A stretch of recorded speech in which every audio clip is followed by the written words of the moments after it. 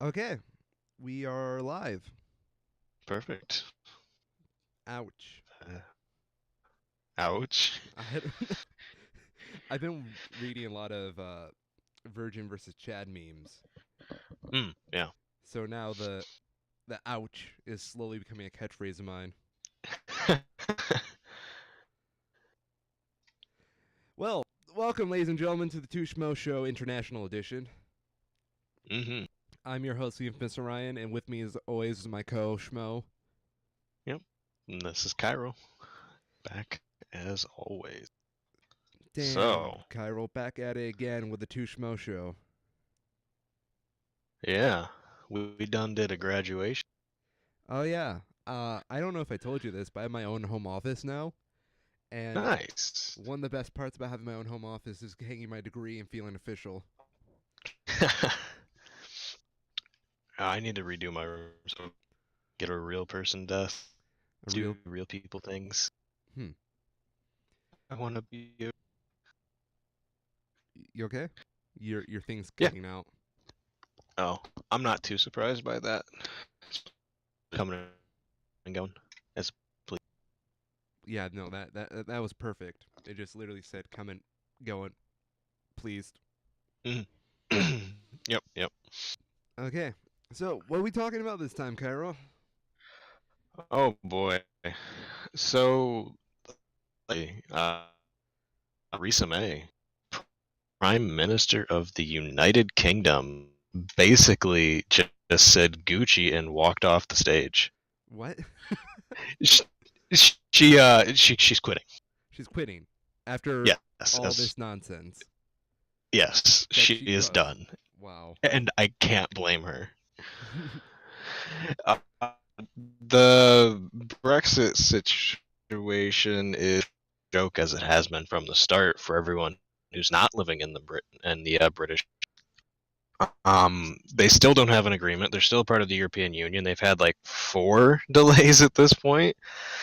Uh, and down And as she's stepping down as the leader of her party on the uh, is not running for real. no re-elections? Wow. Nope. Well, how's the Brexit situation doing anyway? You know, how is that? I, Cuz nothing's changed. nothing's changed. No one's willing to compromise. No one's willing to vote for anything other than what they want. So you've got about a third of the people in Parliament who want to not Brexit, but that's not going to happen because there's too many people in Parliament who do want it. But then the other two-thirds can't decide how they want it to happen. So then instead, nothing happens. Nice. Nice. hmm You got to love those deadlocks. Oh yeah. I have a bit of a question about Brexit. Hmm. When are we going to get lunch? All right. Get it? I'm terrible. I'm terrible.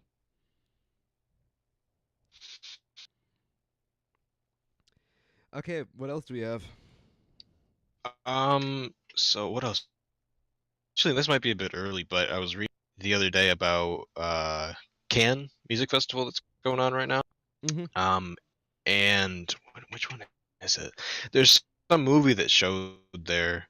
Uh, Leonardo DiCaprio and Al Pacino, Quentin Tarantino. Once Upon a Time in Hollywood. Oh There it yeah, is. that one.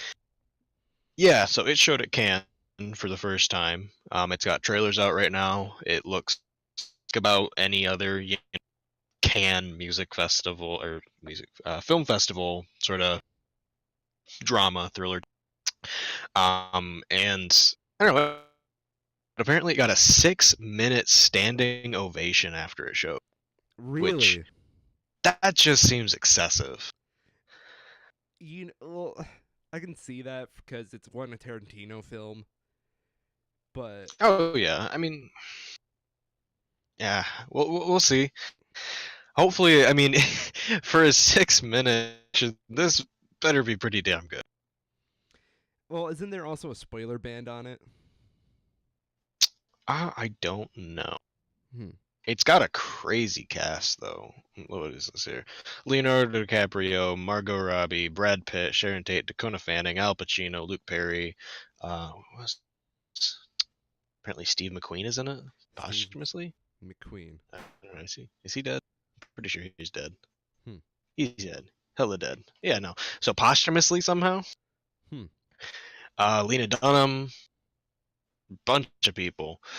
So I mean, I was sort of joking around the other day how this is probably going to be the first Brad Pitt movie since like the Ocean's trilogy that's actually going to do well. Oh, that hurts. Wait, what else has Yeah, Brad Pitt been in? I feel like he's been in something really recent. he was in the World War Z movie. Did they make more than one of those? I think they only made one. Yeah. What about Fight Club? um, I I was in '99. Yeah. Okay, Inglorious Bastards, Fury. What was it? Mr. and Mrs. Smith. Yeah, Moneyball. But I mean, not a lot. Plenty of stuff that's like been received well, but didn't exactly crush the box. No, no, no. Speaking of crushing the box office, can you believe that Endgame sank the Titanic? Yeah. Oh, my favorite part of that though was the nice little circle jerk Disney had with all their different divisions. You catch that? No. All of them were sending each other congratulations. They were breaking. Their Star Wars division sent one to Hmm. was in the Titanic's, the Cameron's division sent. Congratulations on breaking our record. It's like you're all owned by Disney. What are you doing? Um, I don't know. I'm trying to think of a better analogy than circle jerk, but you're right. That's just what it seems like. Yeah. No, it's 100% that. I think we'll get more into Endgame as the show goes on, but in the meantime, Once Upon a Time in Hollywood, isn't there like some kind of Margot Robbie controversy with that as well? I haven't heard of any, but it wouldn't surprise me if there was, some. Uh, uh, Oh, apparently there might be yeah, I'm trying to find like a fewer lines than some people expected. Maybe. um. Well, that's a thing. Apparently, she only has a couple of lines in the movie. Hmm. Limited role. Quentin Tarantino snapped at a female reporter from the New York Times who asked why Margot Robbie wasn't given more to say in his latest film, Once Upon a Time in Hollywood. I reject your hypothesis, he said for his new film at Wednesday morning at the Cannes Film Festival. Robbie plays Sharon Tate in the movie, taking place in 60s Hollywood, focusing on a struggling TV actor named Rick Dalton and his stunt double. Hmm. So, do they go into detail as to what the problem here is? No, I Apparently, guess she not. just Let didn't me get find enough another. representation. Apparently. I mean, I can see why that would be a problem, but as long as it doesn't hinder the movie, it's a work of art. There's a Yeah, I mean, you can only do what you can do. yeah. Sorry, we can't give like every character a big soliloquy. Hmm. What else do you got? Man, I was just curious. We were talking about, the Titanic. Endgame is close to No, taking out of Avatar. it is super close. My girlfriend and I have been debating about whether it's going to actually reach that or not. To me, I think it Hmm. is, but she really doubts it at this rate. She thinks it lost too much steam. Um, I don't know. I think the biggest problem it has is Detective Pikachu taking a lot of the money. Hmm. Probably. It's very likely. I don't know. The only thing it really has at this point is going to be people going for return viewing. Yeah, no, that's her main problem is that everybody that wants to see it already saw it. Yeah, I could definitely see. myself going and seeing it again at some point in theaters before it's out of its run. I don't know if there's enough people willing to do that for it to matter. Um, I don't know. You know, I want it to break those records, but at the same time, it's still got a ways to go. Yeah, more than 100 million. It's got to make more money than the average movie still makes. Yeah, that's true. That hurts.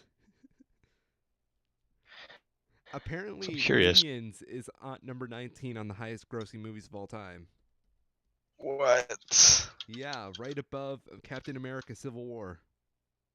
But just Number under Iron Man 19. 3. Oh my god. That's disappointing. So, as it stands right now, ladies and gentlemen, Avatar still has the world record. Then Yes, Endgame, yes, it does. Titanic, Force Awakens, which everybody saw that coming. Then Infinity War, Jurassic World, which I never saw, so I'm still surprised that's a thing. Yeah, I didn't either. Um, Avengers 1, Furious 7, which I still don't know how that's a thing. I think that's probably a lot of international viewing Oh, because yeah. it didn't do as well in the US, but because they really took the Fast and the Furious brand and changed it from, American street racing into more of like a globe-trotting action thing. I Hmm. think that probably got it a lot more Indiana viewership Jones with just around the cars. world. Indian. Yeah, I mean, yeah, pretty much. Oh, I would love to see that movie. Um, Avengers Ultron, Black Mhm. Panther, Deathly Hollows Part 2, which I'm kind of really surprised that's up there because that's like a Yeah, relic I of the mean, past. it is, but it also kind of makes sense. That was the biggest film franchise of its time. Of the last decade, there wasn't really anything bigger than Harry Potter until the Avengers series came around. I mean, you're not So wrong. a lot of people went up, but that might be, yeah. Not until you get down into like the 30s with the Pirates of the Caribbean series. Is there anything? Oh, I guess no. Lord of the Rings. I guess that did top it. That's true. But yeah. There are Despicable Me 3 is number 32 on the list. Oh no. Why? That terrible Tim Burton Alice in Wonderland's number 36. That did better than Jurassic. Yes. I guess if this isn't adjusted, that can kind of make sense. It did better than Zootopia. What? Uh, that's Ooh. Ooh. wait, where This is how crazy. is okay, no, Finding Nemo was 49. How did Finding Dory do better than Finding? Has inflation gone up that much in I that want to short say of a period? inflation's gone Oh, up that actually, much. that's where is that? That is almost 15 years. So yeah, actually could be it. That's so Sort of crazy. surprisingly, but not surprisingly, is how many parts of series. Yeah. How it really helps to get that build up and up and up to, it's like free promotion for your next one, is everyone talking about the last one. Hmm. And The Marvel's just had 23 chances to do it. Oh man, I'm excited for Spider-Man. Spider-Man's gonna be good. Um, Hmm. the one thing I find interesting about all these, as I'm looking through this, there's only one DC Cinematic Universe movie in all of this. Hmm. Yeah, and it's still there, It's still in theaters, I guess it's technically. Aquaman. I don't understand how Shazam didn't do better than Aquaman. Probably marketing, I think. Marketing? That's probably going to come down to a lot of marketing. Yeah, Aquaman was marketed to be just another superhero movie for the masses, and Shazam is a lot more sort of superhero comedy, like the Deadpool movies. It's a lot more niche. That's a good point. So, and that's the thing with all of these, highest grossing films is very rarely, you could probably argue that with Endgame, maybe like the top five here. Force Awakens, no. But with these ones, for the most part, you can definitely argue that they're pretty excellent movies in their own right. Oh yeah. But a lot of these are just mediocre. But team. Have what? really good marketing teams. Oh yeah. I would definitely say Frozen. I feel is awkwardly nudged in there, and I don't understand why Hmm. it's there. Yeah. Most of the the kids movies, Frozen, Zootopia, the Minions and Despicable Me entries, all of those are going to get huge bumps up just for people going and taking their kids to see them multiple times. Yeah. I mean, if you've got a 5-year-old and your 5-year-old's willing to sit down for 2.5 hours and just sit there because they like a movie, that's a pretty damn good price to pay for $10 a ticket. I'm still surprised Captain Marvel's still in theaters at the moment. Yeah, thought that would have rolled out already. I feel like it's probably in a lot of matinee runs. Probably. Yeah. That's true. Same with Aquaman. Probably with Aquaman too. Because Aquaman technically released it in 2018, apparently. What? Yeah, I know a lot of that might people have like to been make fun of for. Aquaman, but it's also probably still the most successful DC movie right now. Oh yeah, easily. In terms of overall rating too. Oh, really? That's crazy. Hmm. Uh, I've been growing this morbid curiosity towards the DC EU, and just like watching them slowly build up and try to catch up with Marvel, and it's like mhm. they trip over themselves all the time, but they still like find a way to get back up, and I'm just like rooting for them at this point. Yeah. Um, So Aquaman's a 65. And it's not. Shazam is higher than it, of course. yes, That makes sense. Wonder Woman is surprisingly the top one. 93%. I did not like Wonder Woman. I I did not really see didn't. Wonder Woman. But on TV, I think, probably a year after it came out. Okay. And I just want. It tells an okay story and the characters are fine. But the way they did the CG in it just so awkward. Hmm.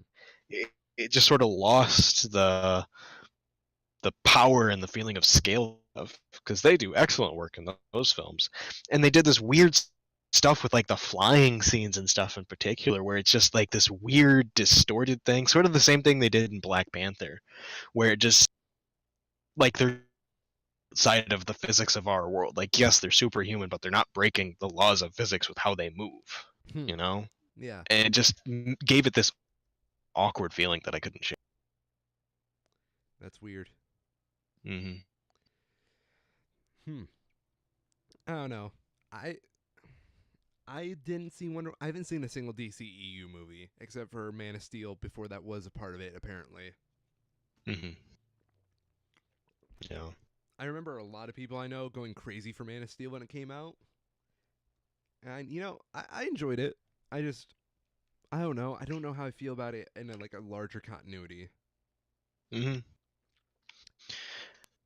I really hope, and I think this is where I hope they're going with this, and what I've heard a lot of people talk about with Aquaman is that hopefully the start of them changing their cinematic universe to sort of earn these ensemble movies that they're trying to, Yeah, because they tried to capitalize on the Avengers movies without earning it like the Avengers movies did by making you care about the characters beforehand.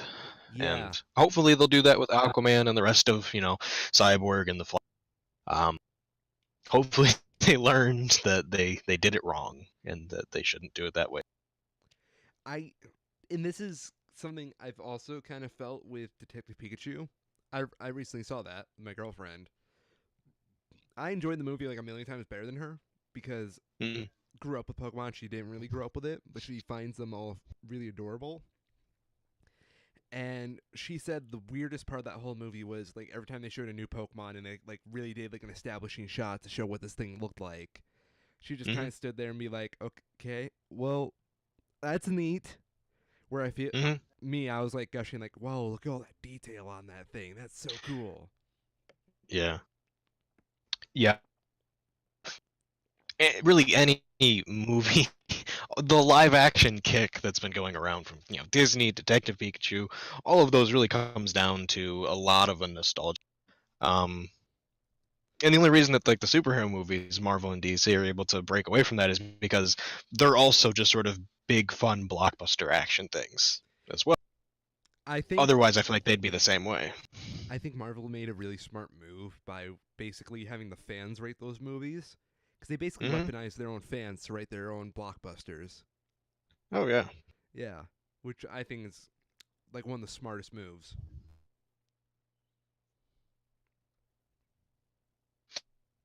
yeah, they did a really good job with it. They did it smart. Yeah, There's a lot of criticisms you can make of all of the Avengers movies. You can't deny that it worked. it works, and you know what? It shouldn't work. Hmm. That's the power of marketing. Is marketing your word of the day? Hmm.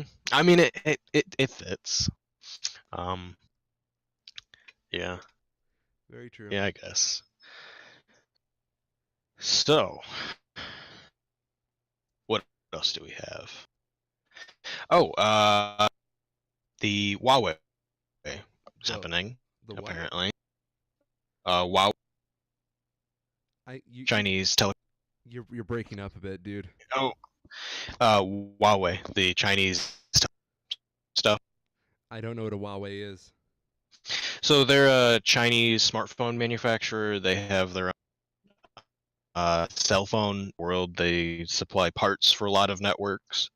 There's been a lot of stuff lately about them supplying parts in 5G networks, and the global, wireless security group as a whole have sort of been like, pump the brakes here, guys. There's still a Chinese telecom company. There's nothing to say that their parts aren't trying to spy on you by the Chinese government. Hmm. So the big thing before was that you had Canada, the US, Australia, and New Zealand all sort of collectively were like, yeah, we're not going to use Huawei because we don't want to take that risk. We frankly don't trust them because they're Chinese. And the UK at the time was saying that they were fine using Huawei. They had used Huawei in the past for their networks, so they're going to continue to use them. Then this week we had an announcement from the U.S. government, from Trump, announcing a ban on all Huawei products in the U.S., particularly for their telecom business, to try and prevent there being any sort of a risk from using them. Because if you integrate Huawei into the whole U.S. wireless infrastructure, and they do turn out to be acting on behalf of the Chinese government, they could, in theory, shut down all internet in the U.S. with the flip of a switch. So that's kind of a big risk. There's been some other, ties with that to Google that have come out of it. Google has worked a lot with Huawei to, Google makes Android, Huawei makes smartphones that use Android, so they sort of have a partnership there. And that's actually going to probably, people are speculating that might turn out to be one of the greatest hits from this Huawei ban in the US, is that now to use stock Android rather than the sort of boosted version of Android that Google had been working on them with for a long time now.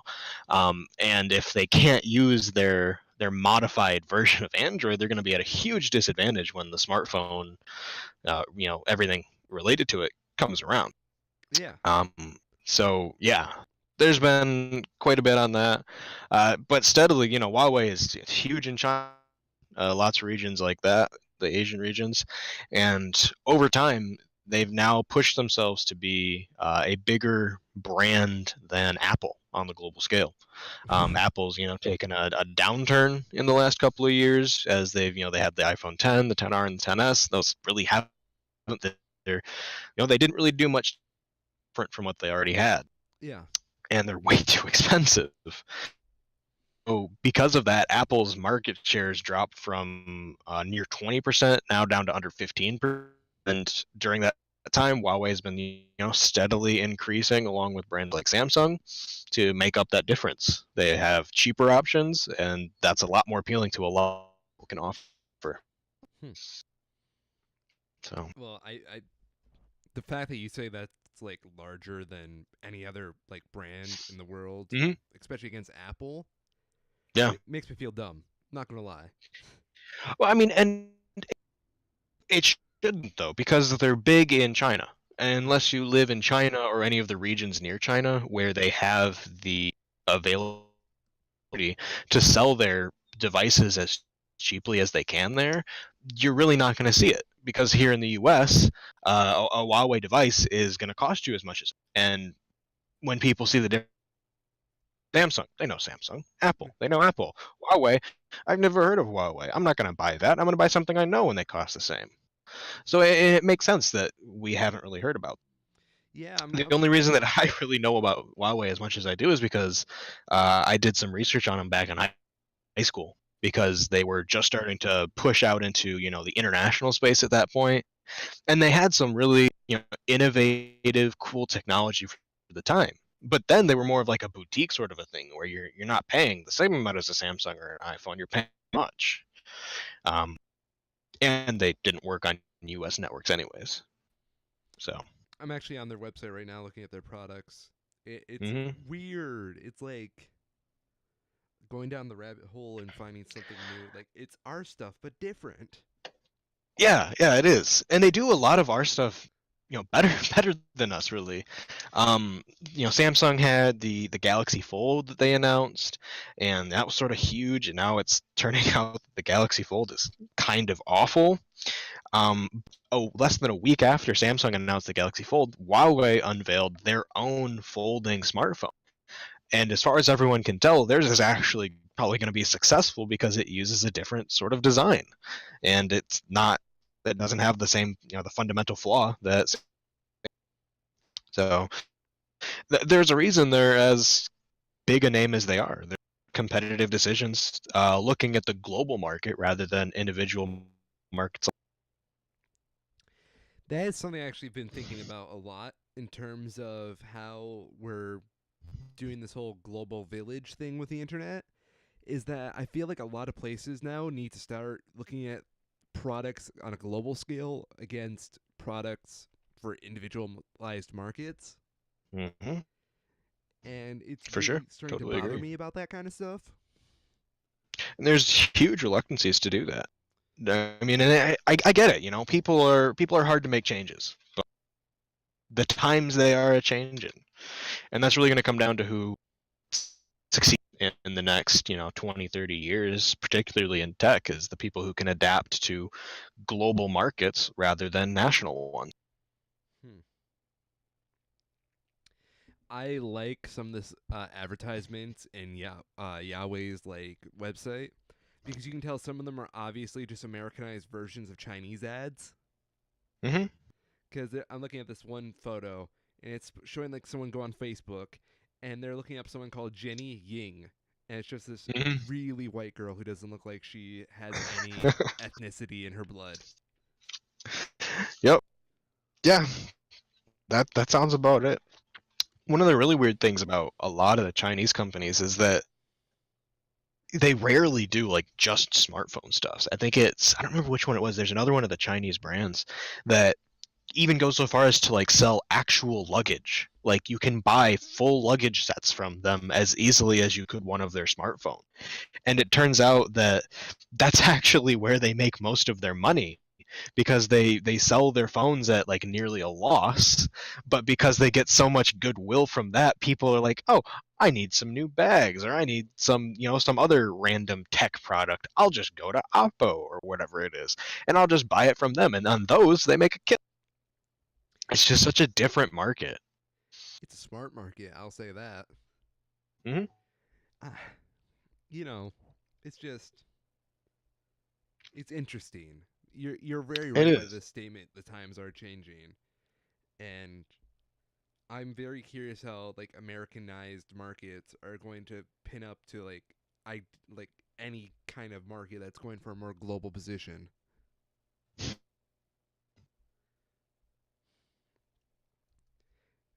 I don't know like what else to say about that because I think you see it a lot in like, well, especially in like the gaming circles because you have stuff like the Switch that does better in Japan, but if you come over here to America, it's like, still kind of the underdog compared to Microsoft and uh, Sony. But go over there to Japan, and Microsoft is kind of trying so hard to stay alive.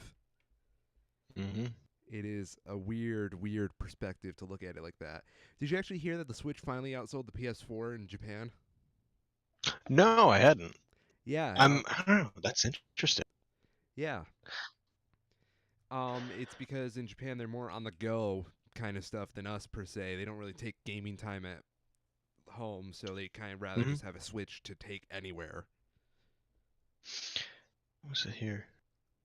I heard that there's actually a pretty big sale on, I think it's the Switch right now through Google Express. So right now you can get a Switch for under $250 on through Google Express. Um, and it's this really, it's a Memorial Day sale apparently Google's doing, but they Mm-hmm. have like all these consoles for dirt cheap. So you can get an Xbox One $80 right now, For what? compared to an Xbox One S for $180. Ouch. And it's, I don't know, it's crazy. Nintendo Switch for like $60 off, which is insane for new hardware. Oh yeah. It's they did this weird Black Friday thing. Oh, they're sold out. That was really quick. I saw this ad for this sale like yesterday, and it didn't last very long. I mean, I guess it makes sense. It's a very desirable product. It's one hell of a good sale. I'll say that. Yeah, Best Buy still has them for three, so you're gonna get it for 240. Why not? Yeah, that's enough for a game come with it. Mm-hmm. Yep, easily. Oh man, that Google sale has the PlayStation Classic for $40. Ouch. That's pretty rough. Meanwhile, Nintendo can't make enough of their classic consoles to sell. Well, Microsoft just screwed the pooch on that. Not Microsoft. I'm sorry. Sony screwed the pooch on that one. Oh yeah, no, they should have just done the Nintendo route and willfully made less. Like, I like it when Sony tries to emulate Nintendo because that gives them a competitor. But I wish Hmm. when they would emulate them and do this kind of stuff, it would have more care. They need to do it better.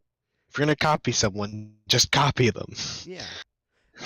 I was watching Shark Tank the other day, and Mark Cuban gave this really good analogy. There's the innovators, the imitators, and then the idiots. Hmm. Yeah.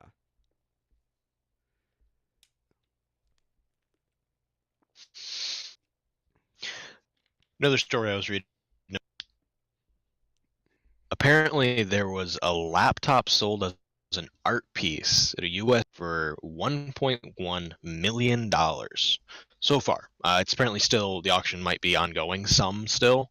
Um, it ends next Wednesday. There we go. So it is still on, but the whole point of this is that it's apparently been intentionally infected with six of the most malicious pieces of malware ever made.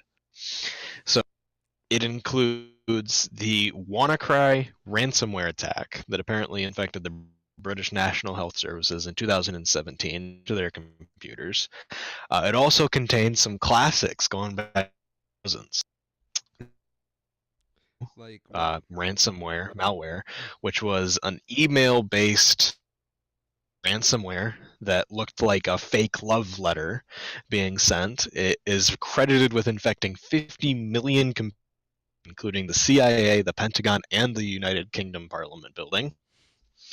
My Doom, which was a similar email worm in 4 that looked like an error message forcing people to click in and interact.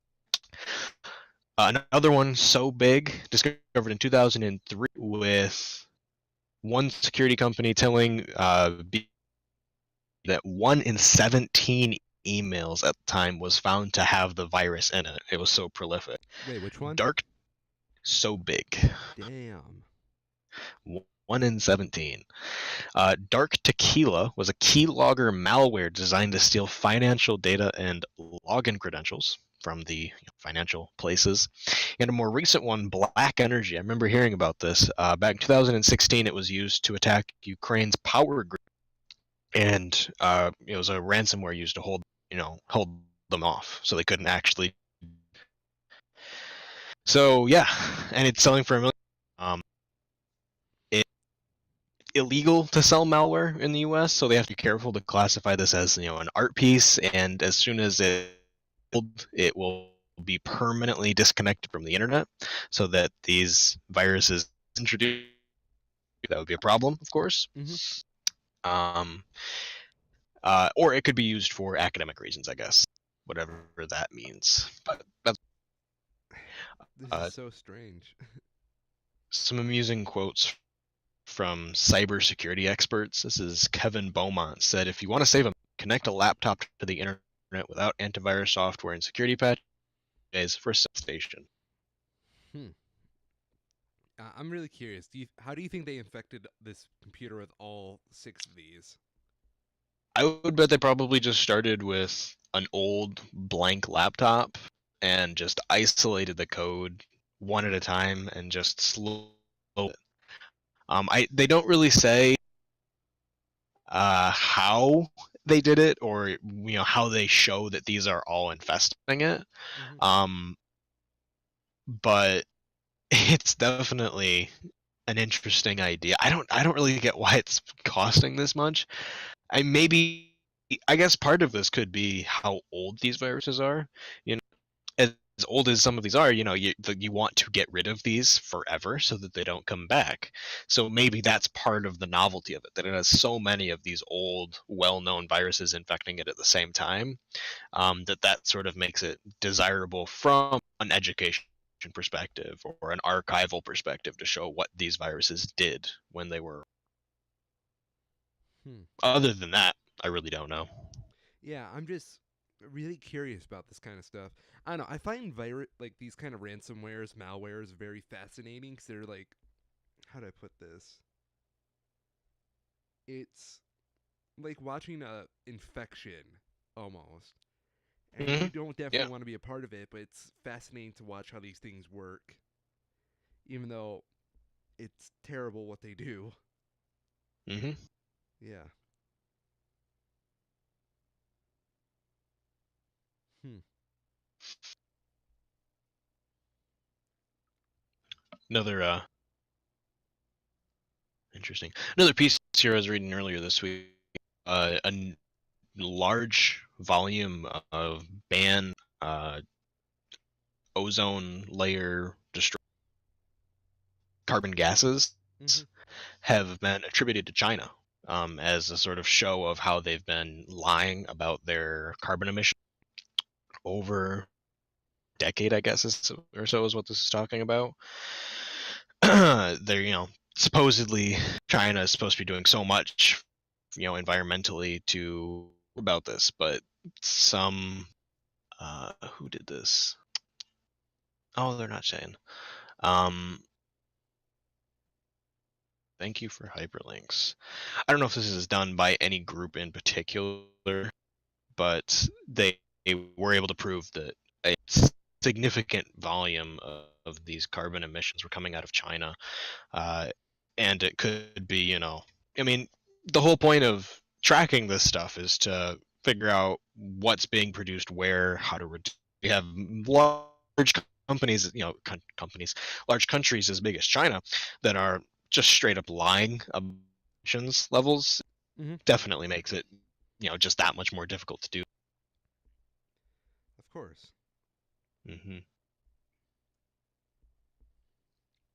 I feel like, how do I put this? Every country is like wanting to look like the good guy in the climate change agreements, but they Hmm. also don't want to bother changing their way of life. So they want the pat on the back without having to actually do the actual work.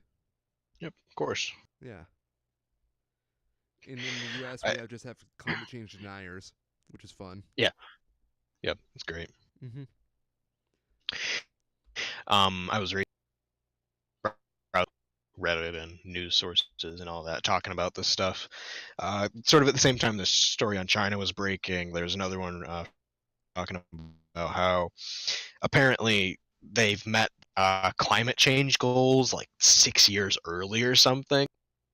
And everyone was apparently the general opinion was, yeah, no shit, because they made their climate goals so bad that it was like they'd have to try to not hit them in order to hit them. So it's like, oh, Chile hit their climate improvement goals 6 years early, and rolls their eyes. That's What's funny. going on? Mm-hmm.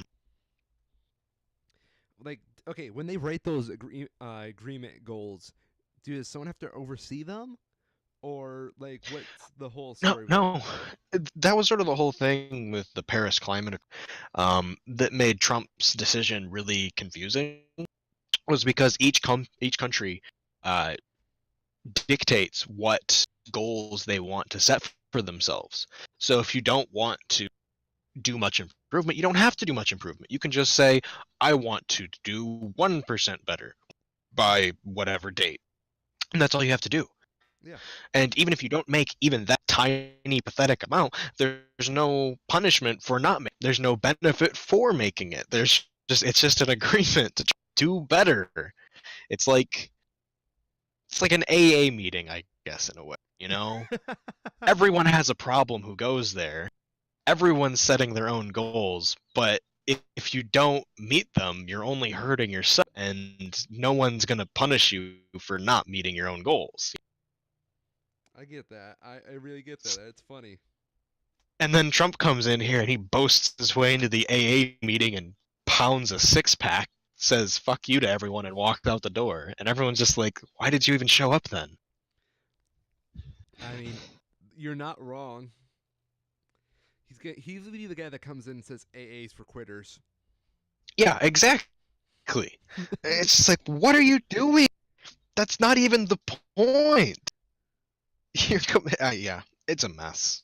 Oh, But it's everyone's a mess. So does that mean none of us are a mess? do do Some do do do do do do. philosophy. Tonight on Philosophy with Chiral, is there no Yeah, such thing as messes after all? Are we all just fucked? pretty much. Mm, it's brilliant. Hmm. Where was it? There was. I don't remember if it was in Taiwan or the Philippines, but they were talking about. Um, I'm pretty sure it was gay marriage. I want to say. Oh, Taiwan. It was Taiwan. Is it Taiwan? Yeah, I know what you're talking about. One of the webcomic artists I follow was posting about it on their Twitter, and apparently the parliament for whatever country it was that was going to be voting on it didn't have any sort of IP address checking. So, like within the country, it was like a 30-60 split against putting forward a vote. People started to post around the world like, "Hey, uh, this is a thing going on here. You guys should say that they should legalize gay marriage." And within hours, it completely swung the vote, and there were hundreds and hundreds of people voting. Hmm, that's funny. Hmm. Uh so you got any more news story, or are we going to move on to the next segment? Um, I don't know. I mean, there's plenty more we can talk about. Like did you see the Ben Shapiro interview on the BBC?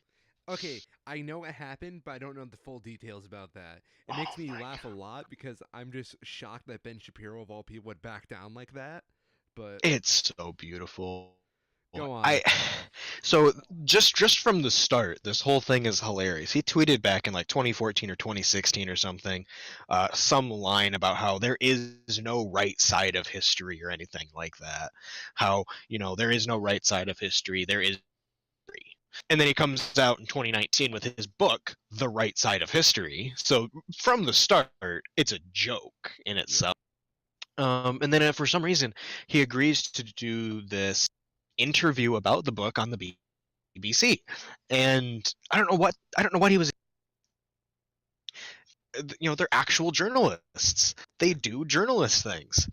And the guy who the BBC selected to do is easily one of their most conservative journalists that they have on there.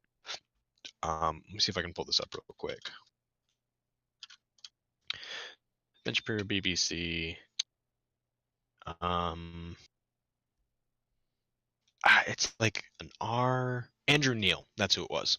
And he's a very conservative person in his own right, but he's a journalist first, so he knows how to put that aside, really pursue a journalistic story. Okay. So it comes on here, and from the inset, it was a joke. It was hilarious. If anyone if you're watching this, you haven't seen it, it's only like 15 minutes. It is so worth your time to watch it. Neil brings up a question regarding the abortion law that Georgia had just passed, which is an entirely separate joke, and that because Alabama's joining that. But he was asking about that, and he says Georgia's new abortion laws, these are extreme hard policies. I think he describes them as barbaric. To which Ben Shapiro doesn't answer the question. He starts attacking Andrew Neil, asking things about, are you an objective journalist? Are you an opinion? And So wait, he Neil dodges comes the back. question by going all ad hominem on the guy. Yes, and then Neil comes back and he's just look, Mr. Shapiro, I know this isn't exactly how your American American journalists do this all the time. I am here to put forth a different opinion, your view, in order to challenge it for you to respond to it. If you were pro-abortion, I would be putting forward anti-abortion opinions for you to respond to. And then Shapiro he can't get that. He doesn't understand that that's how actual journalism works. And he says he says this line about how I'm popular and no one has ever heard of you or something like that, to which Neil What? responds, well, until my briefing for this interview, I hadn't heard of you, which was amazing in itself. And it ends up uh, this is a giant waste of time in the sense that the entire interview is designed for you to shout slogans or old things that I've said at me. I'm not inclined to continue an interview with a person as badly motivated as you. What The the? interview short and basically walks away. And then Neil said here, one of his great ones was, Mr. Shapiro, if only you knew how ridiculous that statement at it. And then he closed with, it was well, Mr. Shapiro, thank you for your time and for showing us that American politics is not fueled by anger.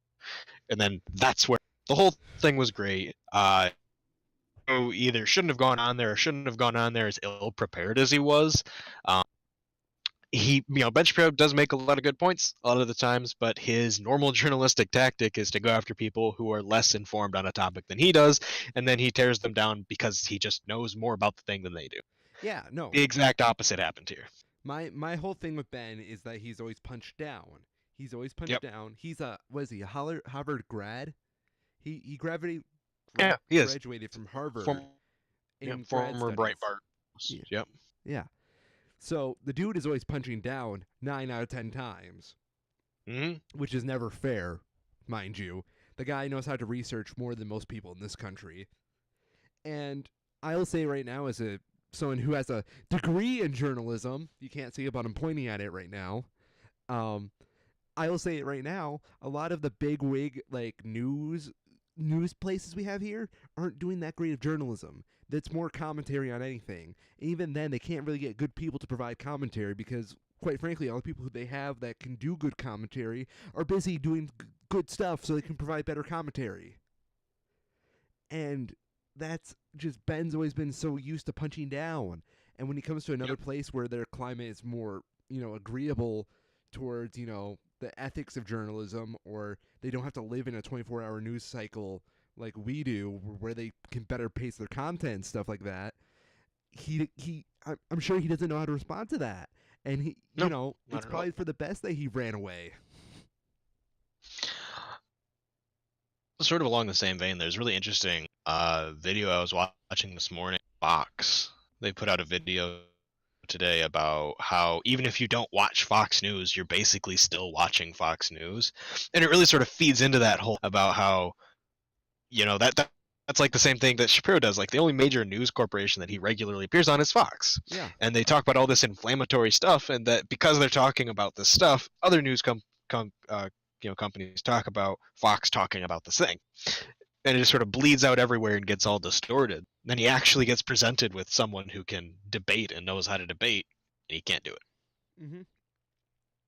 No, and I don't think it's much that Shapiro should have prepared for a debate as much as he should have been ready for them to present him in a very three-dimensional view.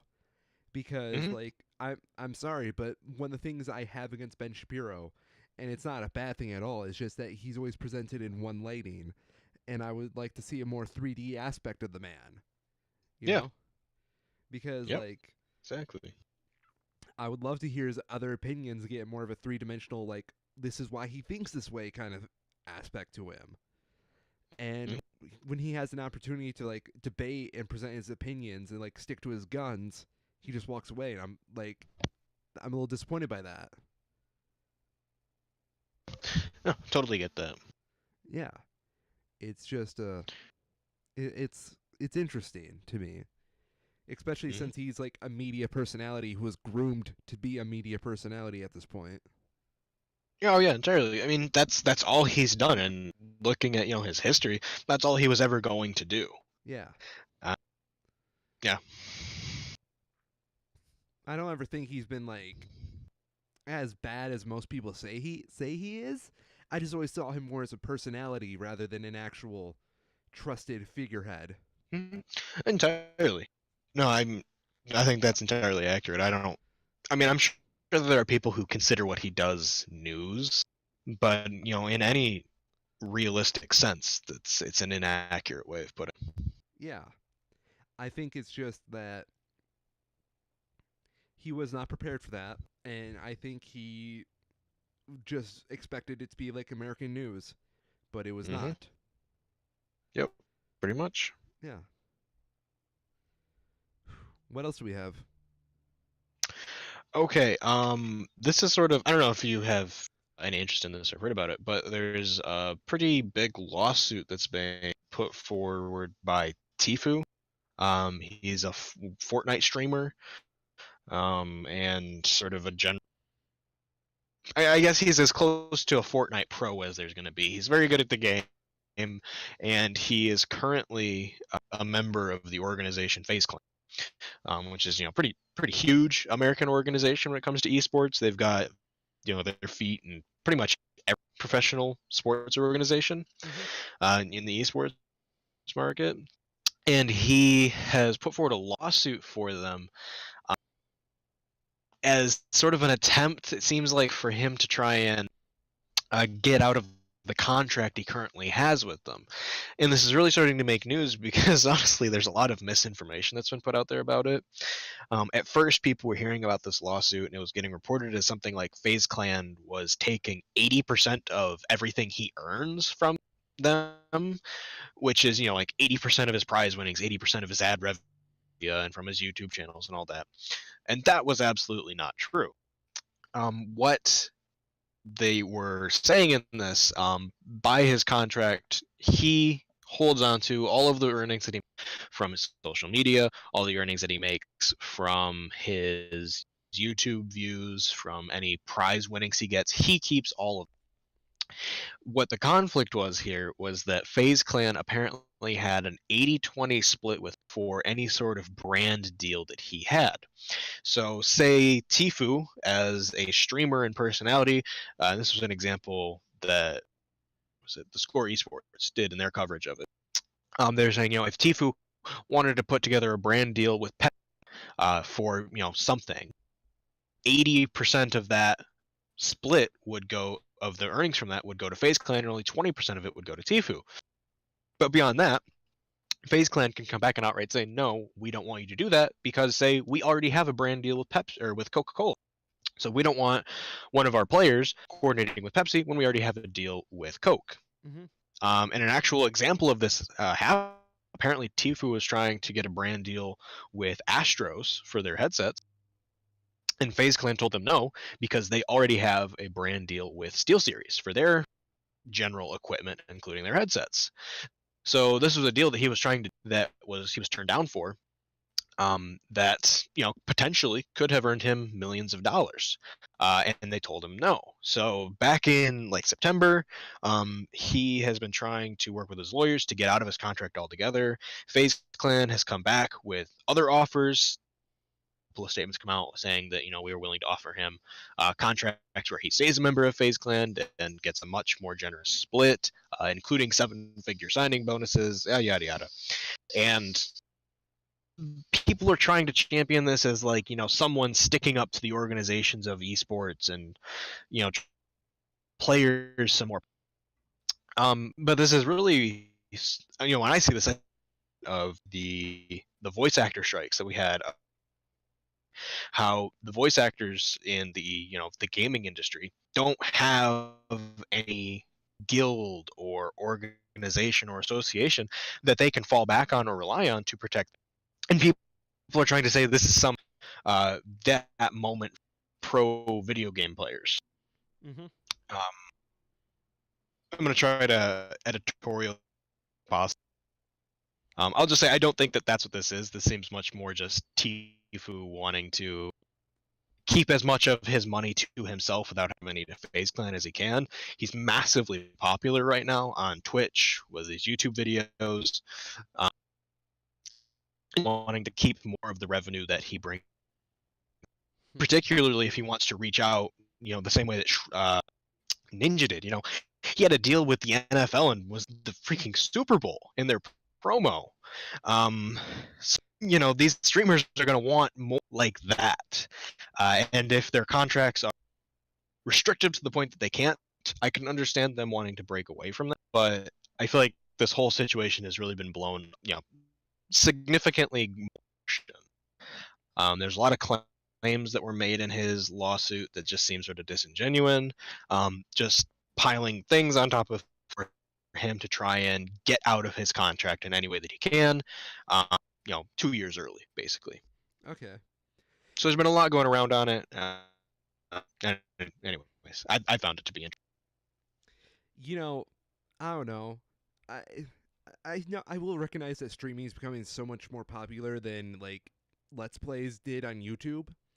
To the Mm-hmm. point where like Ninja appeared Super Bowl, but don't you? Wasn't he also at New Year's Eve, like the ball dropping in New York? Yep, he was. He was at one of their things for it. And he like cringingly tried to make everybody do the floss dance from Fortnite, Probably. That sounds like something he'd do. and no one actually danced. Thank God. People Thank have standards still. What do you know? God. I don't know. It's interesting to me because I'm actually starting to realize gaming culture is starting to assimilate more into the mainstream, where Mm-hmm. esports athletes might become as popular as like regular Yeah. athletes in the future. Yeah. It's weird because there's people who talk about like dead games and all that so much. And it's always bullshit. Yeah. There's so few games that are actually dead games. But Overwatch, from what I've been seeing, is really fallen out of the popular eye quite a lot. The people who are Overwatch players and who follow the game are really, really into it. But you don't see news stories, about Overwatch. But they've started their own professional league, the Overwatch League, and rather than having it be done through pre-existing organizations like Evil Geniuses, like FaZe Clan, Navi, G2, all of them from like the Counter Strike and the League of Legends scenes, they have based out of cities. So there's like the Dallas Fire or whatever, and like these terribly generic, painfully generic names, but it works Hmm. because now it's not people watching these games because they care about Overwatch. It's people watching these games because this is their town's team, this is their state's team, and it works. They have massive arenas that they now own all across the U.S. That host these, show up for these games. Hmm. And that's like the biggest step I've seen lately to sort of legitimize in a sense what these people are doing, is that it takes it from being privately held organizations to, and these are still privately owned of course, but it gives people a sense of public ownership over the team and how successful they are in a way that, and I feel like that's kind of huge. That's what soccer and American football have done for decades, and it works. It's really what you follow things like the World Cup in as great of numbers as they do, because this is your country competing, and Yeah, gosh darn it, you want your country to win. of course, because we're great. Hmm. Well, maybe not America. It's soccer, but yes, in No, general, yeah, Cairo. We are great yes. again.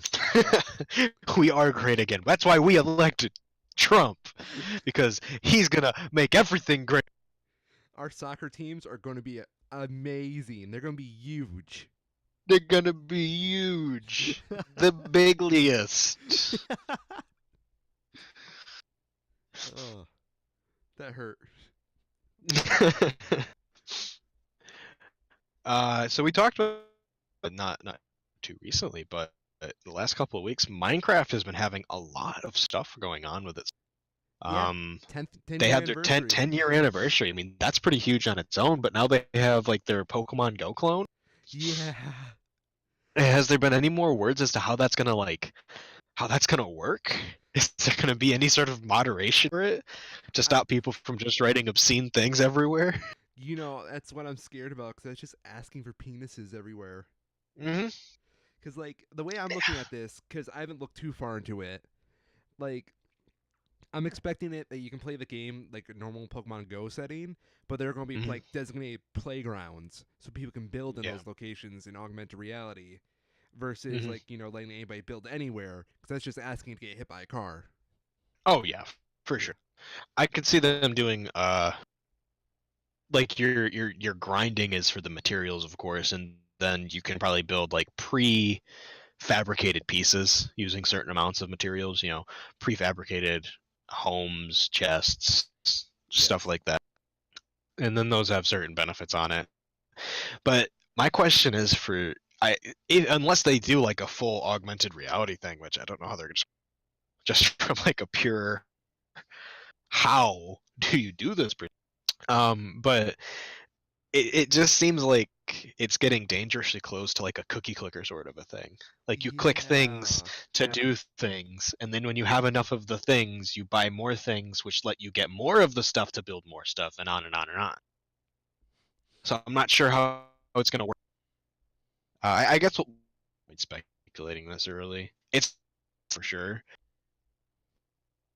popularity to properly rival something like Pokemon Go, but I mean, it'll be interesting to see how they do it. I don't think it doesn't have potential. I just think they got to do it in a very certain way for it to get that big. Yep. Yep.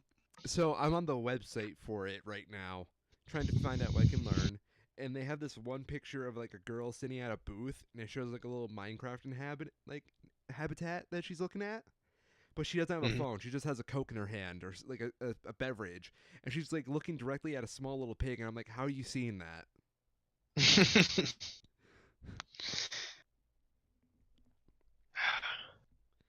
I I like the I playground feel. aspects. I'm just not Uh, 1,000% sure about it. yeah. Did you hear that they're bringing the Google Glass back? The AR sort of Google Glass. I Really? heard because they discontinued them a while ago. They're terrible, and they didn't sell enough of them to supply it. Just support continue. Um, but they're talking about bringing them back. I don't know. I'm kind of hopeful that they will, but at the same time, kind of nervous about it because that could how successful true AR is from the future on. You Hmm. know, if Google Glass works and works well and has good integration with games like this Minecraft one coming out, like Pokemon Go, stuff that is already making use of augmented reality, and this is able to incorporate it into that to make augmented reality easier, that would be really cool. Hmm. That would be good. But it's a big ask. It's a big ask. Um, Yeah. I'm excited to see another big gaming property play with augmented reality. Hmm. So that's cool. Oh my gosh, on the Minecraft website, they have a like counter for how many copies of the game are being sold at a time. Oh, jeez. This is the Let me weirdest thing check this. ever. Currently at 30,478,878. So that's fun. It's a lot. That's a lot. That was one of what? You can buy it for 60 cents. You can buy what? Minecraft. What? Minecraft Windows 10 edition for 60 cents. Oh, it's Damn. a game key site, so it's probably someone stole someone's credit card. Yeah. Yeah, there was some talk recently about how it starting to rival Tetris in total sales. Yeah, I remember that. Yeah, and it kind of makes sense because they've both had so many iterations over the years, so many different releases on so many platforms that I would not be surprised if it ended up at least coming close to, I with mean, I'm of the so opinion that so many it's going to beat consoles. Tetris. Eventually, probably. Yeah. As much as I like Tetris, I will agree it's never been the cult phenomenon that Minecraft has been. Mhm. Tetris is it's a very linear game Yeah. for the most part, which makes it, it's got less longevity to it. Yeah. I think Minecraft has really shown how good it is and how long it's lasted. Yeah. It's a testament to this quality. I know we were talking about this in our group chat the other day, but I've really come to like notice that it's going back in popularity now that like the cringe culture has left it and is less gone to Fortnite clout chasing, I guess Yeah. you would say. Yep. It's to the point where I felt comfortable buying it for my Switch the other day. Yeah. Yeah. It, That's definitely helping. mm-hmm. And now it makes me wonder if there's going to be like a cringe economy when it comes to viral events.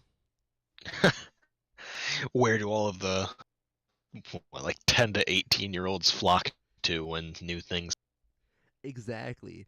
I'm afraid it's going to be like, you know, you know how cringy Five Nights at Freddy's and Undertale was, but now are we going to like look Oh back at yeah. them and see them as like the next appearance of the Mona Lisa?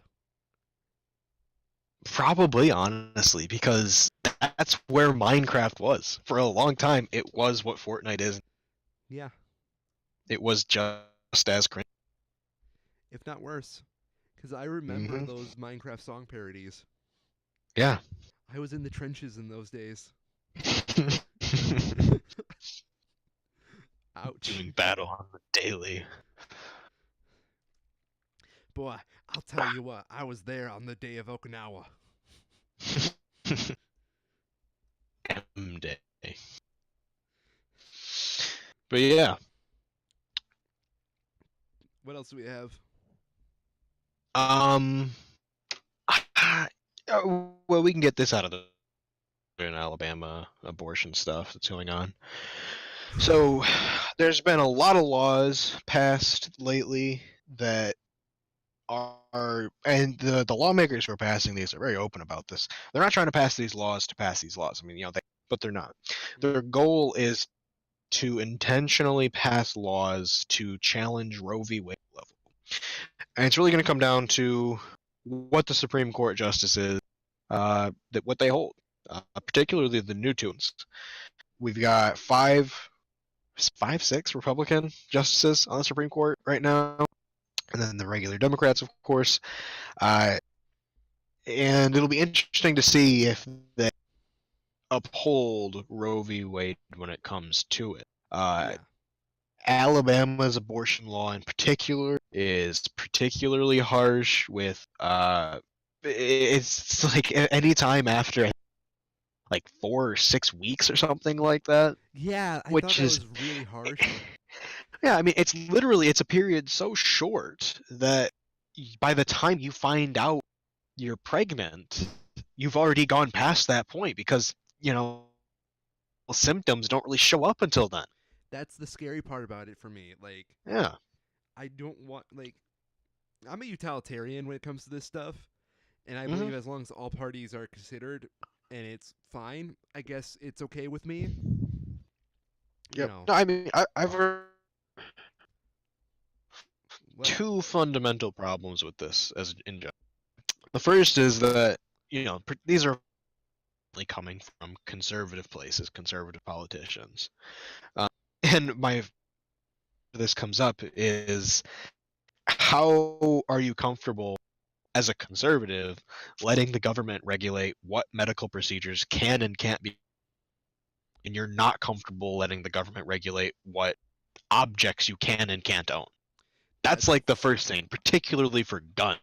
that is a You really know, good argument. I'm you're not gonna fine with the lie. government telling people what medical procedures they can't have, and with Yes. letting with you, but you know, as soon as it comes to what I can and can't own, that's the line, and it Yeah. really shows where these people's interests are. Yeah. When it's things that don't affect them, they don't care what the government does. Yeah. They don't take they people don't take an ideological position. They take a person, and Yes. that's just outright dangerous. The bigger problem that I have uh, for Georgia's abortion is that they can charge you with a crime for something you do outside of their state based on how the law is written right now. If Wait, so you you can do go, it outside the state and still be charged? yes, That's stupid. according to their law, yes, which is straight up wrong. That's not how state governments work. That's the whole point of states having different laws. Exactly. So yeah, I feel like that alone should be enough for the Georgia law to be ruled unconstitutional because it's one law basically giving themselves jurisdiction over other states, all the other states, which is just not good. It's a dangerous precedent for, you know. Yeah. No, that's how a civil war starts. Yeah, that's just, you know, states' rights. That's like the most fundamental breach of states' rights. Yeah. But beyond that, the punishment for doctors for doing these procedures, ridiculous. Like decades for doing these procedures. Wait. Whereas like literal decades, I think is like 90 up to like 99 years for certain doctors who perform abortion procedures in Georgia, Okay. which is ridiculous in itself. But it's even more ridiculous when you hear about like some of the other stuff that's going on. You know what some of the other punishments for crimes are in these states. You know, there was a group of cops in Chicago who got busted for planting drugs on dozens of people illegally, and they got less than 2 years. But What? if you perform an abortion in the state of Georgia, you could be At what? looking at 100 years in jail. Ow. It just doesn't make sense. This just sounds like a law that just is it's exercising power like too much. Too much power. Hmm. Like Absolutely. I don't this sounds super unconstitutional. And we'll see how it works out. It's definitely going to go to, you know, they basically guaranteed that by getting it to this point. We'll see how it's handled by the appeals courts before then. Mhm. Um, but it's gonna be interesting. Oh yeah.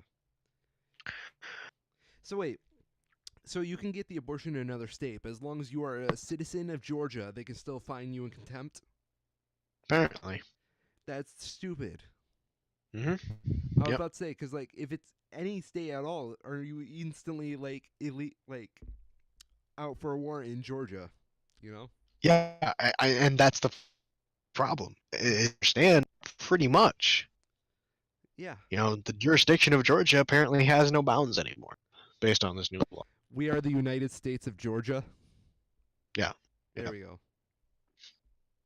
It still doesn't fundamentally solve the problem that this law could get thrown out just because it disproportionately affects uh, people of lower classes. Yeah, Any abortion law in the U.S. Is going to affect poor people more than rich people because rich people who want an abortion just go to other countries. of Yep, course. because it's easier and it's cheaper. Hmm. Just fly over to pretty much anywhere. You can get an abortion and fly back, or medical procedures too. Medical tourism is a huge. Yeah, I know a couple of people who've gone to Spain just for LASIK. Yeah, Yeah, I was watching talk about of having a child. It's I like you're you can breaking up have a bit. a. Oh, sorry. I've seen people talk about the cost of having a child in the U.S. Hmm. and how it can cost up to $60,000 to birth a perfectly healthy baby in this. When you can just go to, you know, India, China, plenty of other countries around the world with doctors and hospitals that are just as good as here, but are going to charge you a tenth of that at least. Hmm. And also dual citizenship for your kids, so like win-win. Hmm. Yeah, pretty much. Yeah. Oh man, that's so. Why do you think Georgia's putting out this bill and all that? They're just trying to challenge Roe versus Wade. That's entirely it. That sounds about right. They're intentionally putting out a bill that's inflammatory in order to put forth a challenge, Yeah, something that's guaranteed to go all the way up. that would make sense. I want to know why they want to challenge Roe versus Wade. It's because that's the prevailing. That's the one that fundamentally says you can't stop a person from getting an abortion. Okay. And every abortion law since Roe v. Wade has been a test of how far that covers. At what time frame. After does Roe v. Wade cover? Roe v. Wade outlined the trimester system, and they the end of the second trimester was when abortions could cut off. So at the start of the third trimester, you couldn't get an abortion. But then Alabama and Georgia with their abortion laws, 6 weeks. Gotta be quick with. Um, and eventually, it's going to come down the question of contraceptives, day after pills, stuff like that. Are Hmm. those constitutional if these laws go through? Are those legal if these laws go through? Where do you draw the line? Um, and beyond that, there's also the question accessibility. Um, Laws can't, in general, disproportionately affect certain groups of people more than others. That fundamentally is to prevent someone from passing a law. Say black people have to pay 30% more in taxes because black. So the same thing with regard to accessibility to abortion clinics. And that part of it has really been pushed aggressively. I don't remember if it was in Alabama or Louisiana. In one of those states, they have one abortion clinic in the whole state because they put such strict regulations on the actual buildings, what equipment you're required to have at your abortion clinic, Hmm. that practically all of the clinics that were in existence before were illegal based on those new uh, justifications, those new regulations forward. So it's just testing and testing and testing how far they can push the line against Roe versus Wade until now they're at the point where they're just outright challenging it fundamentally. That's fun. That is Mm-hmm. all sorts of fun. Yeah. Oh, I've got news to offer now. Here's a fun Yes. one. The Sonic movie has been officially delayed. Good. There was no way they would get that job done in the right amount of Yeah, time. They said rather than put their animators on crunch, they're going to have the whole movie, be delayed to like Valentine's Day next year. That's good. Yeah, That's the right decision. that is the best decision. Yeah, crunch is never good. No. And also one more piece of news, just for the meta-ness of this. MomoCon is going on right now, right? Hmm. They have a Bakugan cage match like arena in there. That's amazing. So it's like a cage where you just sit down and play Bakugan with someone. Bakugan cage fights. Yeah, that's hilarious. Now all I can imagine is like Thunderdome Beyblade. Like, That's good. I like that. That's really good. yeah. That I I like it. That's hilarious. That's dumb, but it's funny. Like I want like TCGs, but they get more progressively intense by the arenas. Yes. So you have the Bakugan cage match, then like the Beyblade Thunderdome, and then like I don't know what would Magic be. It just ends up being a room where people are throws at each other. You're not even playing the games anymore. You're just going into the place trying to hurt each other. Yes, it's just Hunger Games. Winner takes all the cards. Yeah. Mm. All hell breaks loose once there's a Black Lotus. Everyone scrambles to dive down. Oh, that's good. So we have quite a ways, to go What? because we got a backlog here. We got a backlog of movies. Oh yeah, we do. We're playing catch up. So let's get the big ones out of the way first. Okay. So, Detective Pikachu. Saw I it. haven't. What's your thoughts? It's there are like three parts of this movie I'll call. Okay. Mhm. We'll just refer to them as the act structure because it's basically the acts. Yep. Um, I love the first two acts, but then the third act, Really the climax, it just gets really messy, and I really don't care at that point. Like interesting. the third act turned this movie from a solid 8 in my mind to like a 6.5. Huh. Yeah. That's really interesting because that's almost the exact opposite of the reviews that. So, Angry Joe Show did their review, and they said literally the exact sort of a three-act structure, Yeah. but they didn't like the first two. Felt really slow to them, and it didn't really do much. But they did like the third act because it picked up the pace and dealt more with what they were expecting. So Well, that's interesting that you put it that way. I think it's mainly because like I like the slower pace in a noir movie because I went into this thinking it was a Hmm. noir mystery, Yeah, and yeah. for all intents and purposes, it is. I will say this: for a movie rated PG, they actually managed to get me with a couple plot twists Hmm. where I was turning my head at the like who I thought the villain was a couple times. Yeah, Um, they also had one really good plot twist that I don't want to ruin, but it involved of course. sunglasses. I'll say that. Mm. Um, I felt like I don't know. I liked the slower stuff. I liked the whole world building they were doing. The Mr. Mime scene is golden, Hmm. and I also feel this movie deserves all the visual effect awards. Oh, yeah, I mean, just from the trailers that I've seen, it looks visually amazing. Yes, I will say this: the one of the main things that got me through that whole last third act was the visual effects. Hmm. Yes. Yeah, I really hope that they take it to, do more with the.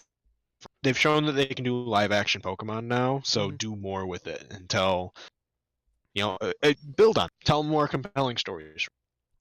I'll say this: heard they're going to do a cinematic universe out of this from rumors and whatnot. I know they've confirmed a Hmm. sequel. I'm okay with them doing a cinematic universe based off this movie alone because I feel like Oh this is yeah, a good yeah, start. it's good. Yeah. It's a good sign. Um, I will also say on my impressions, um, I'm trying to think of like the perfect words to describe this feeling I had. Hmm. There are parts where it made me feel like a kid again, And then there are Oh parts yeah. where I realized too well that I was an adult. Ah. Yeah. And I think that was the third act for me. Was like, I don't know. That was the third act for me. Hmm. There's also, I'm trying to think of like another good way to describe it. I don't know. This movie, I recommend anybody go see it. I think it's the best video game movie I've ever seen. And I would recommend this to anybody who likes Pokemon. And if anybody has an interest in it, I would say at least give it a watch. Hmm. Yeah. All right. So next big one we have is, Yes. of course, Endgame. Dun dun dun. So this is probably it's easily the biggest movie of like the last decade, It's the movie of the just by the decade. numbers.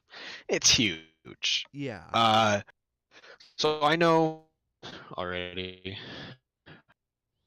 So we'll probably be talking spoilers here. Yeah, spoilers. Just be, It, yeah. I mean, it's been more than a month at this point, I think, or at it least it's been close. let me check. It looks like it's not quite a month, but it's really close.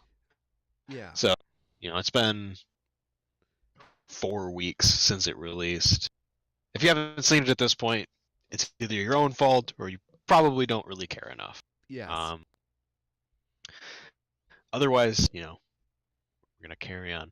So I really enjoyed it. I thought it was great. My favorite Um, this and Infinity War are like the same mhm, movie in my opinion, and it's my yeah, favorite movie for yeah. Marvel. I think that this movie is genuinely like one of the most fun times I've ever had at a cinema. Hmm. Yeah. Like, what are your thoughts, Kyril? Um, I there was a lot of stuff they did that was really, but there was I was asking myself too much to consider it like my best Marvel movie.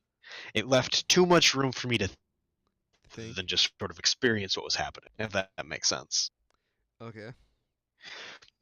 So, like with Infinity Wars, there's just so much going on from scene action, so much story building and world building going on that you really didn't have a chance to think about why they were doing stuff. You just Hmm. sort of accepted that they were doing things and just sort of went on. There's a number of times in Endgame where I was just like, but why don't you do this instead?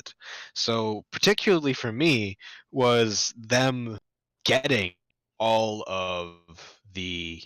getting all of the stones back. My first thought there was, why don't you just go back in time to just before Thanos is destroying the stone, like literally 2 weeks ago? Just go back to then.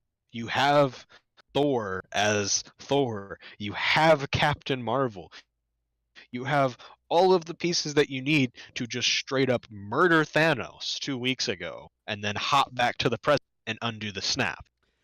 But instead, you're just gonna like not do that? What? It didn't make sense to me.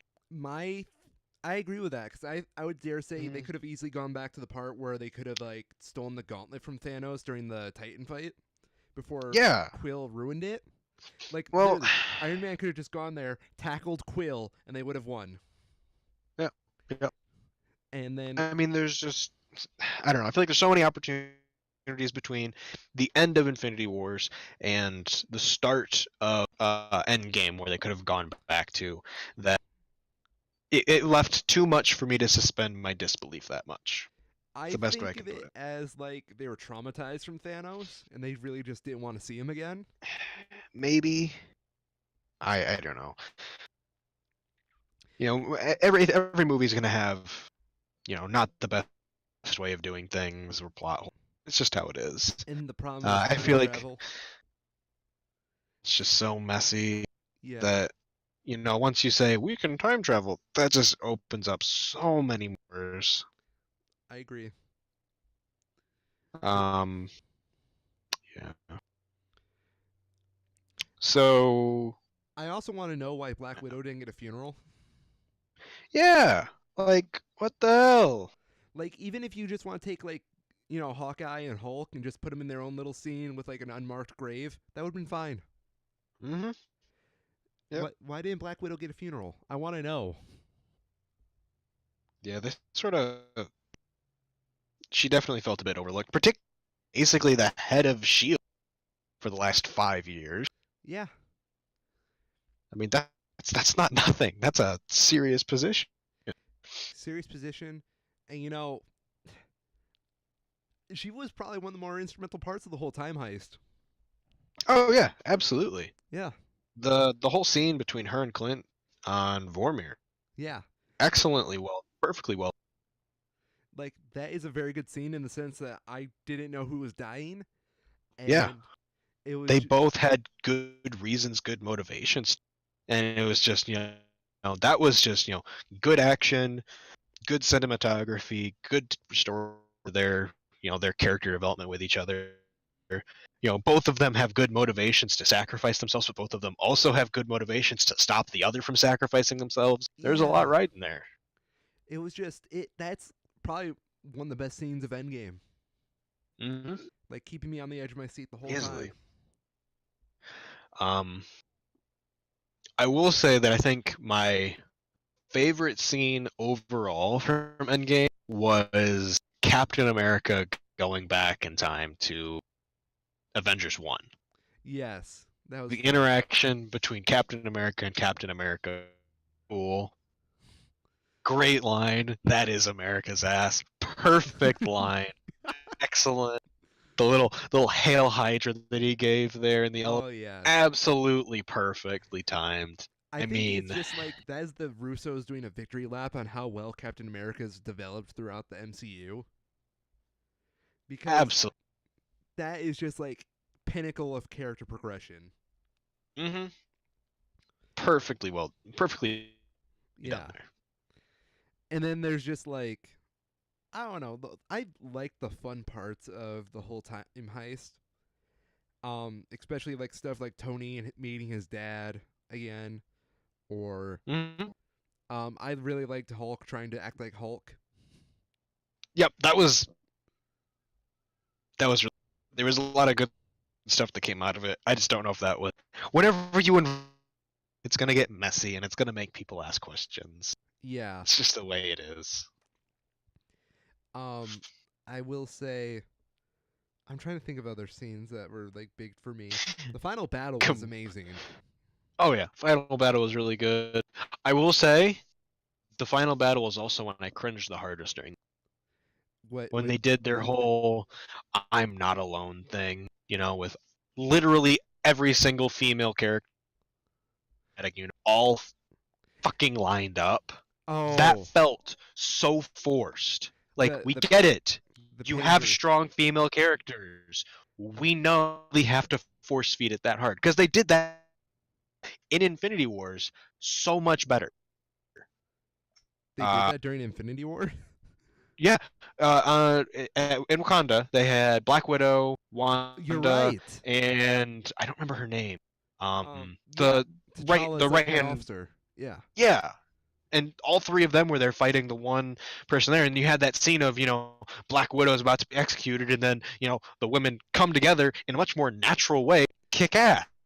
That was perfect. You don't have to have this big she's not alone, literally 15 women all lined up. Like, come yeah. on.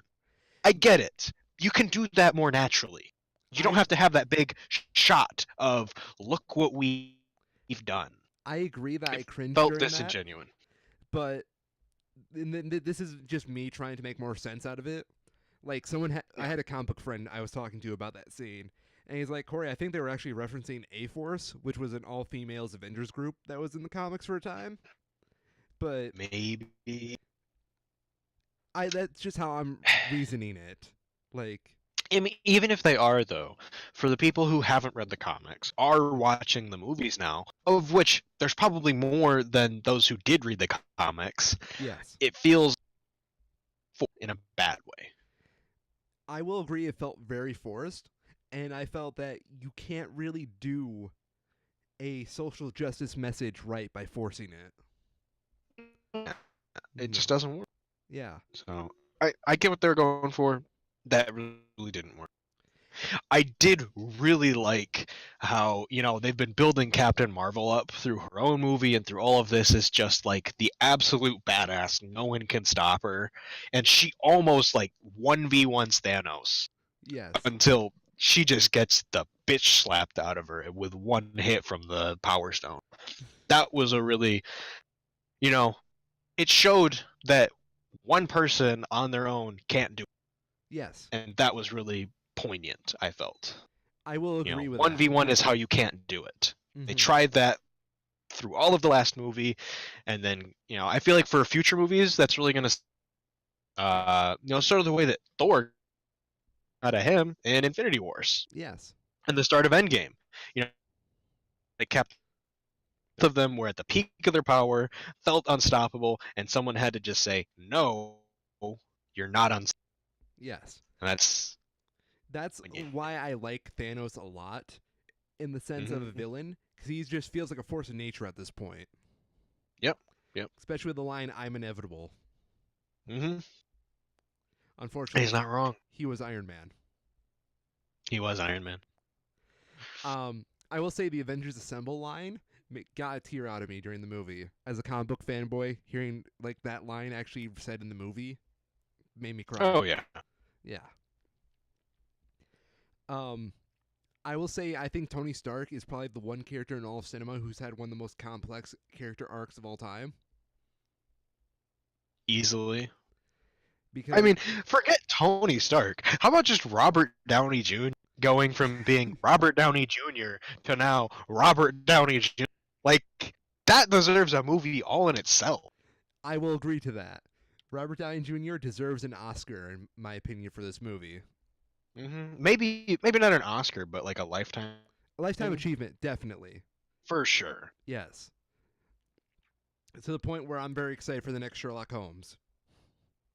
Yeah, I hope they keep that going because he was really good in that. Yes, Robert Downey Jr. is just a good actor. Dude has Yeah, come so he's far. turned himself around the piece of shit that he was for a while. Yeah. I will also say I felt like a lot of the characters in Endgame, like the main Avengers, got perfect endings to their character arcs. Mhm. Yes. Yeah, for sure. I mean, easily, Steve got perfect ending. I mean, almost a little too perfect. I feel like Oh yeah. I would have much rather it been like a. I don't know. I don't know how to put it. So here's my question. Yo. How does Steve get the times back to the one chick in 2015? Like, and then goes back in time to be with Peggy? Well, I mean, was it? Does he like is he keeping it in his back pocket this whole time for the better part of 70 years and just hoping he doesn't die of old age during that? I always thought he was just using Pym particles to keep traveling through time. Maybe. I don't know. That might be it, but that just seems a bit too easy Yeah. because it's like, oh, we only have a finite number of Pimcart particles. Whoops! Guess what? That was a bit convenient. You know, Well, I at this point when I think he went back to travel through time, I thought Pym was alive, so he made them more particles. maybe that could be. Yeah. Yeah, I guess that Um. makes sense. Yeah. I'd like to think though, old old Cap's got the time stone sitting in his back pocket, and right after the events of the first Avengers movie, hobbles his way up onto the rooftop and flips it over to her like a shiny golden coin, just like thanks. Right after the Hulk leave, I think that would have been a really. I can just imagine that. I could see them doing it that way. That'd be fun. Hmm. I was also impressed by a lot of characters staying dead from Infinity War, like Yes. Vision and Loki. Yes. That's huge. It is. I also really enjoyed Wanda's scene where she's like, "You've taken everything from me," and then Thanos was like, "I don't even know you." Hmm. Beautiful. And then she practically just I mean, honestly, I think Wanda might be the strongest character just from that scene because she just about single-handedly takes out Thanos, and the only reason that she doesn't is because he has to call in a literal orbital strike on his own position. Like, it's straight up just like bring down everything, but our own people are there. Everything. You're not wrong. That's good. Like, forget Captain Marvel. Wanda is probably the most badass in the MCU. I can't wait to see what she does in the further movies. Hmm. I hope Um, they keep her around. Fat Thor was also beautiful. I didn't like it. What? It was amusing at first, but they did the Big Lebowski joke 5 times too many. I will agree. I think they were relying a lot on like the Big Lebowski reference.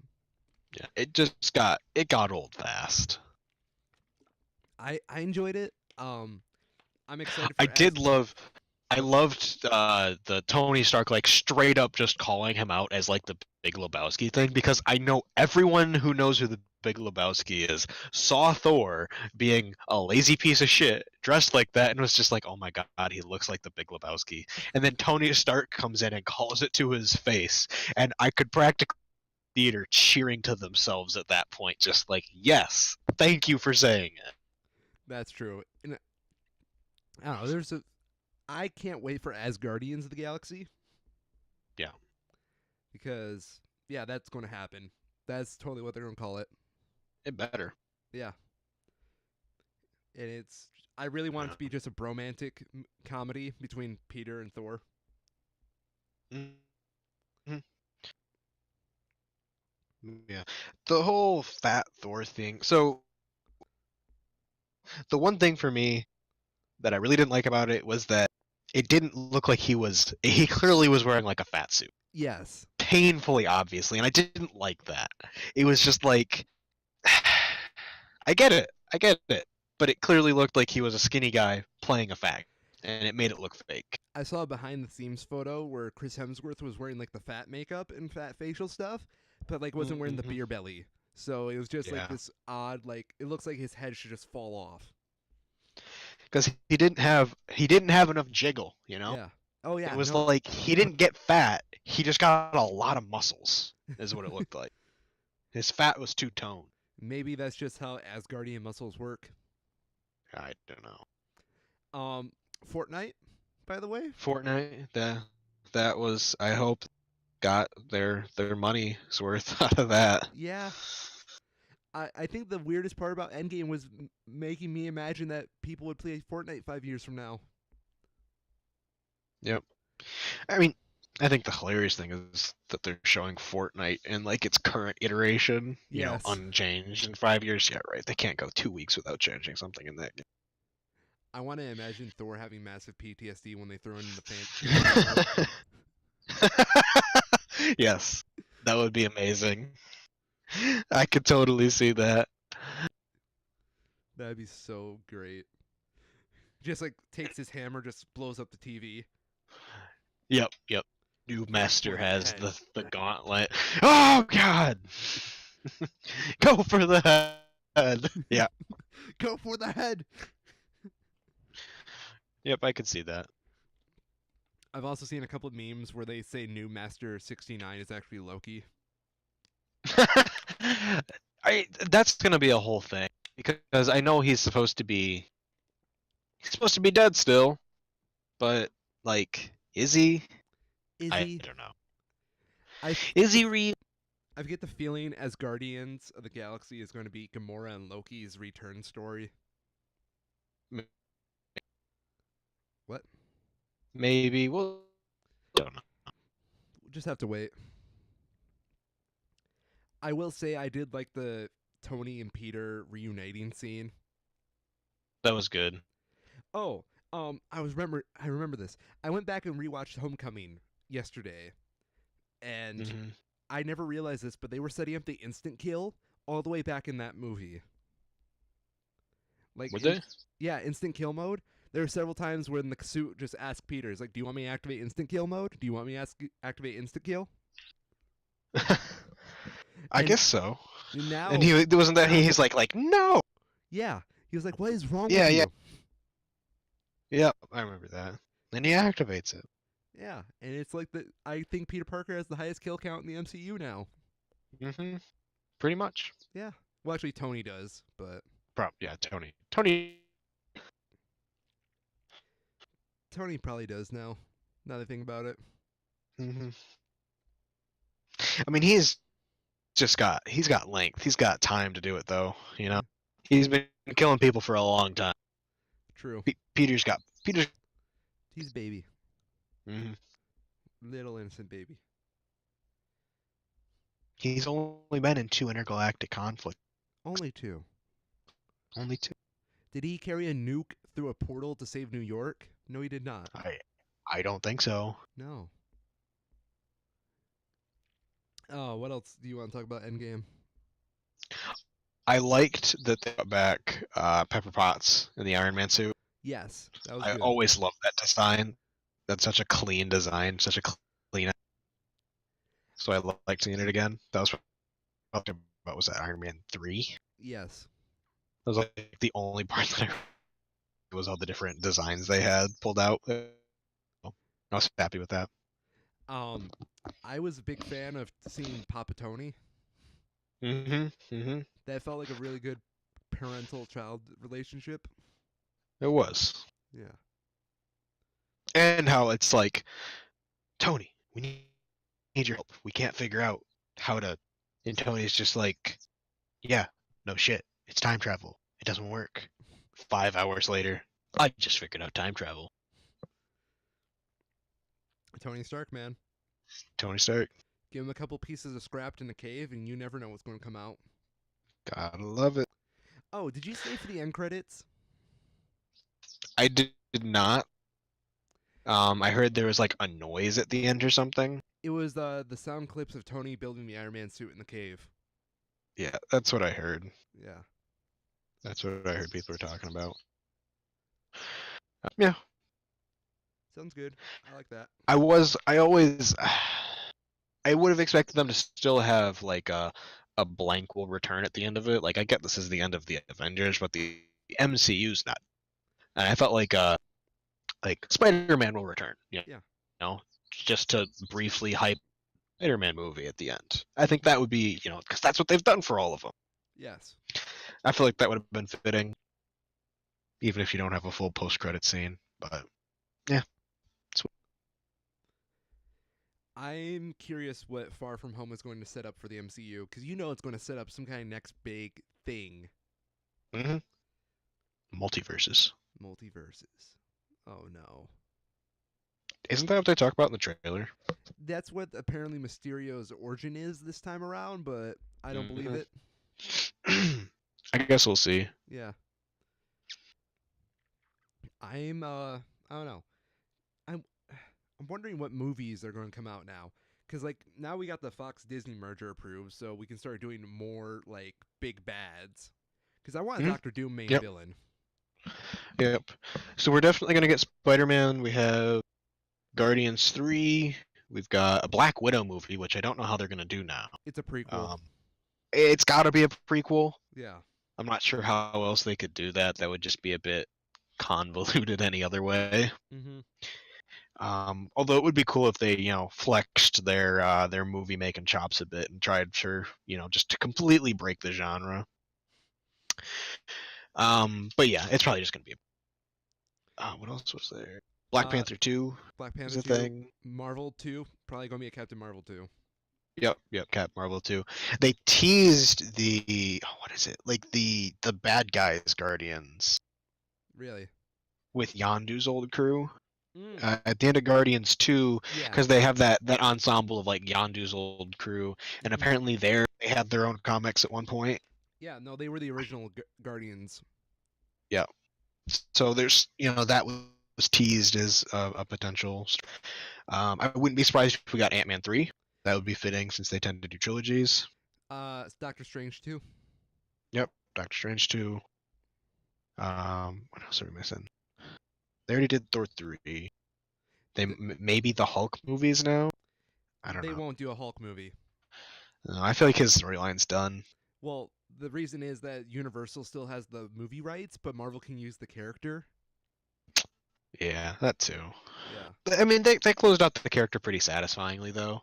Yeah. I feel like they're at a good point with that. I wouldn't mind him making a couple cameos here and there, but that's about it. Yeah, but having his own movie would, I don't know, they'd have to jump through some hoops to get to, Yeah. because he's very much at an I'm done point. Hmm. Um, what I else was it? really wouldn't mind Oh, if they did like a 1960s Fantastic Four. yes, I would love to see Marvel do Fantastic. That would be just yes. Like at this point, I feel like the only way to do the Fantastic Four properly is to do a 1960s like movie, like a huge prequel. Yep, Just say they've always been there, and that they've just been too busy with other stuff to actually get involved. yep. Yeah. Sort of the same thing with like what Captain Marvel's been doing this whole time, just Yeah. too busy seeing the rest of the universe. Mm-hmm. I'd love to see a Hawkeye like standalone film. I'd really love to see. What was it? Is it It's not Ronan. I can't remember what his alter ego character was. It was Ronin. Is it Ronan? Yeah. Why would they do that? What? Because they already had the Ronan. Well, they already had Ronan as a character, a different character. Two They different already had. spellings. Yeah, that's just confusing. Mm-hmm. Um, yeah, I'd love to have a standalone that like Dark Descent that he had, Oh my gosh, that was really cool. I'm not gonna lie. just like a straight R-rated movie of Hawkeye kicks everyone's ass. Hawkeye versus the universe. I'd watch that. I'd watch that too. Hmm. Um, I feel like X-Men are coming soon. I just don't know when. Yep. Whenever, who owns the rights to? Does Fox have the X-Men's rights? Yeah, the merger's done though. They're already Yeah, assimilated. that'll definitely be soon. But they already have Dark Phoenix coming out. Like, I don't So know. here's my idea of what I would want for the next phase of Marvel. I want them to do the next sequels, establish what the universe is like now that Tony and all of them are gone, Yep. and then like I want a 1960s Fantastic Four, and then I want them to get rid of Doctor Doom in the end, but he's coming back. Like he's coming back in a big way. And then the next Hmm. like phase is all setting up Doctor Doom slowly, slowly, and slowly, so he's like the next big Thanos level threat. Yep. Because he is that level in the comics. And then boom, Secret Wars. That would be a good way of bringing the Fantastic Four into it. Yeah, and I wouldn't mind seeing like an elderly Reed Richards. Like they're just older superheroes, like veterans. Yeah. Yeah, I think that'd be cool.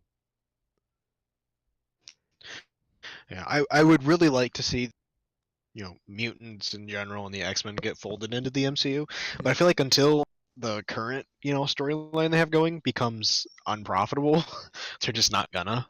They're gonna yeah, keep doing what they've been doing. It's kind of a shame it's a little sad. because I'm sure Marvel could do it better than they are. There's a Change.org petition to get Dane DeVito to play the MCU Wolverine. God no, that's like It's got the worst 18,000 idea. signatures. Probably because it started on Reddit or something. I'm Probably. sure Easily. that that's just a terrible idea. It's a beautiful idea. I don't know what you're talking about. That like they have a Photoshop of Dane DeVito as Wolverine as like the cover page.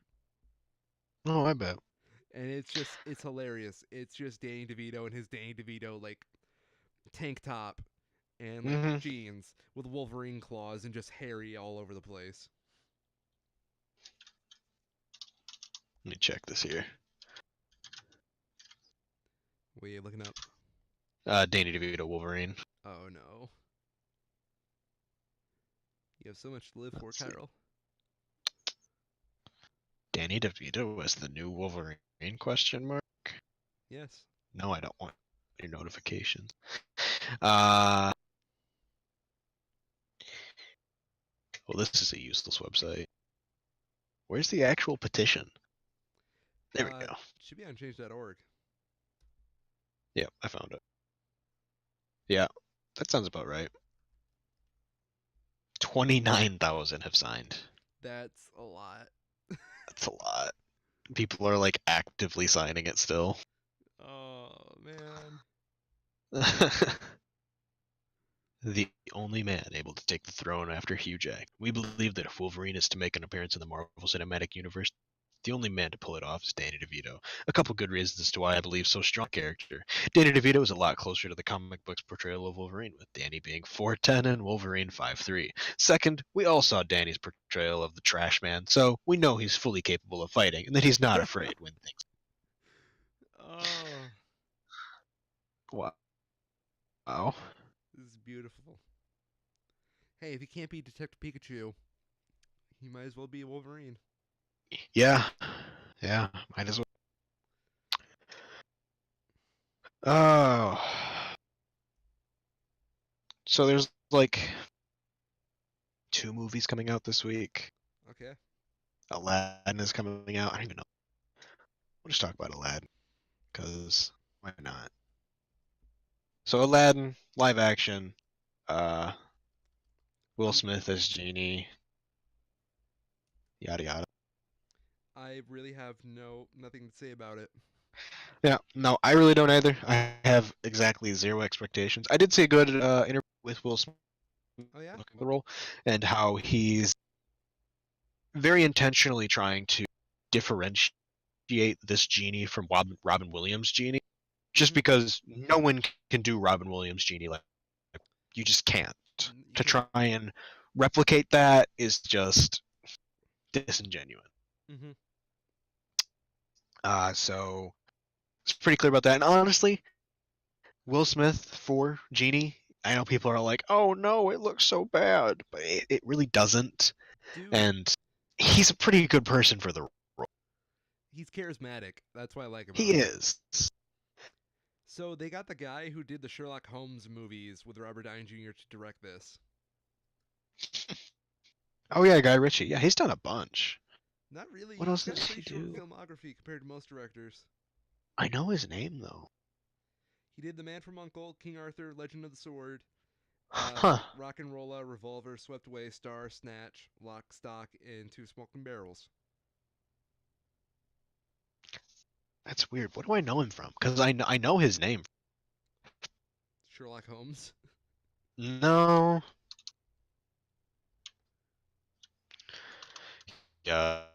Prominent, media personality in general. Hmm. I'm scanning his Wikipedia page right now. No. No. Hmm. Anywho, uh, uh, Aladdin is it's. I'm curious to see what they do with the movie. If they take strides to make it different from the original one, I think that'll be good.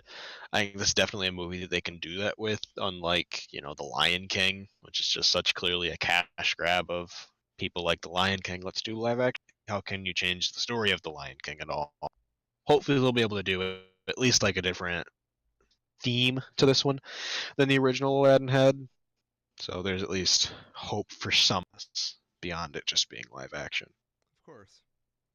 hmm Yeah. That's pretty much it. Yeah. hmm We are still in spring, so we're kind of still waiting for the summer to kick off. Yep, hopefully it will. And some bigger releases. When is Star Wars coming out? Do we know that yet? December. December? Yeah, that figures.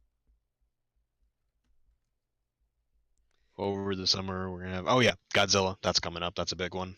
And Toy Story 4. Yep. The movie no one Dark asked for.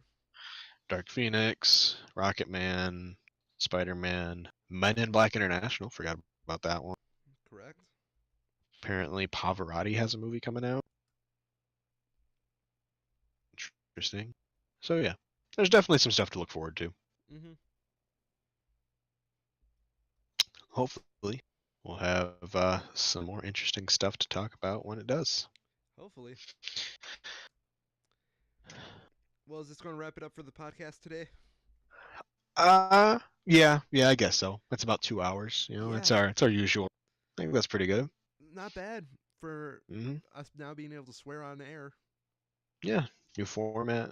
Keep into the same, sort of time limit. Don't want it to get too long, of Yep. course. Yeah. So, signing off here, I'm Mr. Ryan, and I've been a Schmo. I'm Carlo, and I've been Ishmael. And this has been the Two Schmo Show, ladies and gentlemen. Thanks for watching.